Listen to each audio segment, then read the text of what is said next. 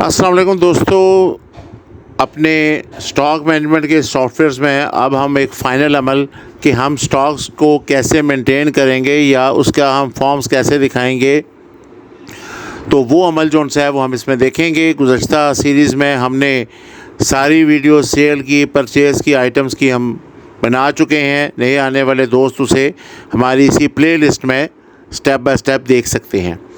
तो स्टॉक बनाने के लिए हम जौन सा है वो सबसे पहला अमल जौन सा है वो ये यहाँ से शुरू करते हैं कि उसके लिए पहले हम एक क्यूरी डिज़ाइंस करने लगे हैं।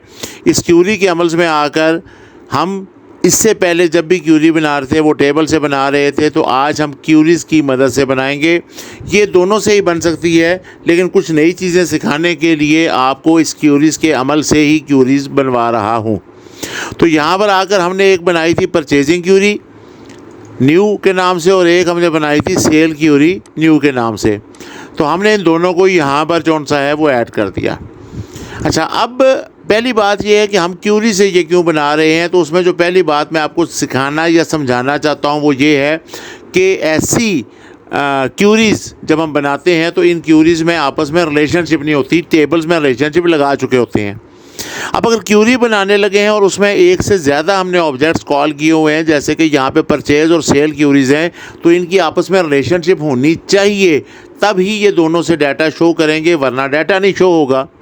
अब यहाँ पे रिलेशनशिप टेबल्स की क्यूरी टेबल्स के दरमियान तो रिलेशनशिप हम जौन सा है वो डेटाबेस टूल्स में आकर रिलेशनशिप में लगा लेते थे, लेकिन जब आपने क्यूरीज़ को कॉल किया है तो इसमें रिलेशनशिप भी आपने क्यूरीज़ के अंदर ही लगानी है। तो इसके लिए आप ये करेंगे कि दोनों टेबल्स में सेम फील्ड्स को देखेंगे। तो हमारे पास आइटम कोड सेम फील्ड्स है। हम यहाँ परचेज़, क्योंकि पहले परचेजिंग हुई है फिर सेल हुई है, तो हम यहाँ पे क्लिक करके आइटम कोड के साथ उसका लिंक लगाते हैं। अच्छा, अब यहाँ पे देखिएगा कि इसके दरमियान कोई ऐसी रिलेशनशिप नहीं है, ये 1 to 1 है या 1 to many है, क्योंकि ये क्यूरीज़ पहले से सेव किए गए डाटा को आपके पास शो करवा रहे हैं, ये डाटा एंटर नहीं कर रहे, इस वजह से यहाँ 1 to 1 और 1 to many का कॉन्सेप्ट नहीं है। अब इसमें एक चीज़ जो सी है वो जॉइन प्रॉपर्टीज़ का इस्तेमाल है। मुझे ये चीज़ कैसे मैनेज करनी है, इसके लिए एक वीडियो डिटेल्स के साथ अपलोड की गई है। आप ऊपर मौजूद इस आई कार्ड को क्लिक करके उस जॉइन प्रॉपर्टीज़ को देख सकते हैं। यहाँ पर मैं सिर्फ इतना काम कर रहा हूँ कि मैंने इन दोनों क्यूरीज़ के दरमियान बनने वाली लाइंस को डबल क्लिक किया और मेरे पास ये जॉइन प्रॉपर्टीज़ आ गया। यहाँ पर मैंने सेकंड ऑप्शंस को क्लिक करके ओके कर दिया है, तो ये मेरे पास कौन सा है वो जॉइन प्रॉपर्टीज़ की ऑप्शंस वहाँ पे काम कर रही है। अब देखें कि जॉइन प्रॉपर्टी से फ़र्क क्या पड़ रहा है। आप यहाँ पर देखें तो ये एक एरो साइंस है जो हमारे पास एंड हो रहा है, यहाँ से स्टार्ट हो रहा है। मैं अगर क्लिक करके इसे पहली ऑप्शंस पे क्लिक करता हूँ तो ये कहीं भी एरो साइन नहीं है। सेकंड ऑप्शन को क्लिक करने पर मेरे पास एरो साइन सेल क्यूरी पर है और परचेज से स्टार्ट हो रहा है। और अगर मैं थर्ड ऑप्शन को क्लिक करता हूँ तो मेरे पास ये एरो साइन जौन सा है वो परचेज क्यूरी पे एंड हो रहा है और सेल से स्टार्ट हो रहा है। जॉइन प्रॉपर्टीज़ की डिटेल्स में नहीं जा रहा ताकि वीडियो लेंथी ना हो। आप ऊपर मौजूद इस आई कार्ड को क्लिक करके उसे समझ सकते हैं।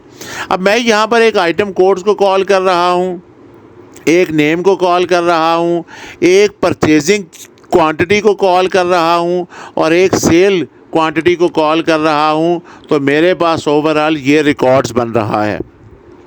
अब आइटम कोड की तो फ़िलहाल ऐसी ज़रूरत नहीं है, तो मैं यहाँ से आके फ़िलहाल इस आइटम कोड्स को यहाँ से डिलीट कर देता हूँ। तो अब हमारे पास क्या है कि पावर केबल्स है, 10 की तादाद में ख़रीदी गई और 3 सेल्स हुई।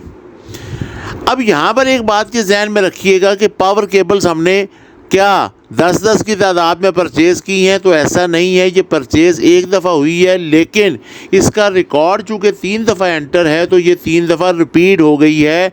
तो स्टॉक की क्यूरी में आपको ये काम करना होगा कि आपको इसके डिज़ाइंस व्यू में आकर ये टॉप पर ये आइकन्स बना हुआ है, इस टोटल्स की ऑप्शंस को क्लिक करेंगे तो इसके बग़ैर यहाँ फील्ड्स में देखें, ये फील्ड है, टेबल्स है, सॉर्ट है, शो है, क्राइटेरिया है और की ऑप्शन है। तो जैसे ही हम टोटल्स को क्लिक करते हैं तो ये सॉर्ट और टेबल्स के दरमियान एक टोटल्स की ऑप्शंस आ जाती है। अब आपने क्या करना है कि आपने यहाँ नेम सेम है तो आपने इन्हें ग्रुप कर देना है, क्योंकि अल्फ़ाबेट्स में जो सेम नाम होंगे वो ग्रुप हो जाएंगे। और यहाँ क्वांटिटी पर आकर आपने इन्हें सम करवा देना है। ये आपने इसे सम कर दिया। हमने कहा कि जितने भी नाम हैं वो ग्रुप हो जाएं जो सेम नाम होंगे। जैसे VGA 10 है तो वो ग्रुप हो जाएगा, एक बन जाएगा। और उनके सामने जो क्वांटिटी होगी परचेजिंग की और जो क्वांटिटी होगी सेल की, वो वहाँ पे सम हो जाए। दोनों के स्पेलिंग चेंज करने का मकसद यही था कि अगर दोनों में सेम स्पेलिंग लिखे होते तो वो इसके साथ फील्ड नेम बड़ा कर देता। तो अब हमारे पास रन करने पर वो रिकॉर्ड जो सा है वो एक दफ़ा ही आएगा, वो रिपीट नहीं होगा। और अब हमने इनका टोटल्स करने के लिए सिर्फ इतना काम करना है कि हम यहाँ पर आकर एक स्टॉक के हवाले से फील्ड्स क्रिएट करेंगे। मैं थोड़ा सा इस कॉलम्स को यहाँ पे ज़रा बड़ा कर लेता हूँ जी। यहाँ पे हम स्टॉक के हवाले से एक फील्ड क्रिएट करेंगे और जो हमारे पास QUT है उसमें से ब्रैकेट्स को क्लोज करके हम माइनस करवा देंगे QTY को। और ये हमने ब्रैकेट्स को जो है वो क्लोज़ कर दिया। अब हमारे पास स्टॉक्स में वो चीज़ें पता चलेंगी कि हमारे पास पावर केबल्स कितनी थी और हमने उसमें से कितनी सेल कर दी हैं। अब यहाँ पर ये 27 और 7 ये 2 आ रही हैं, तो हमने इसके डिज़ाइंस व्यू में आकर इसे ग्रुप किया हुआ है। हालांकि ये ग्रुप नहीं है, ये हमारा फार्मूला है, ये एक्सप्रेशन है। तो हम उसे एक्सप्रेशन में जब दिखाएंगे तो हमारा ये रिकॉर्ड ठीक हो जाएगा और यूँ इस तरीके से हम वो अपनी क्यूरी जो सी है उसे वहाँ पर शो कर सकते हैं।